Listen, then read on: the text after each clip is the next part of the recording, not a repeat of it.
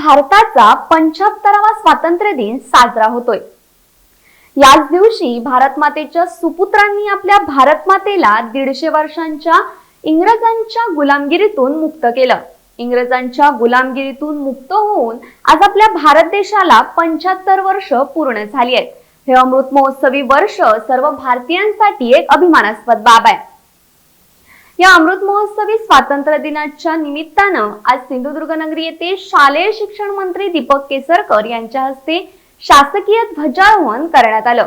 यावेळी शहीद जवानांच्या कुटुंबियांचा सत्कार देखील शालेय शिक्षण मंत्री दीपक केसरकर यांच्या हस्ते करण्यात आला। यावेळची दृश्ये कोकणशाहीच्या चाणाक्ष कॅमेऱ्याने टिपली आहेत। पाहूयात।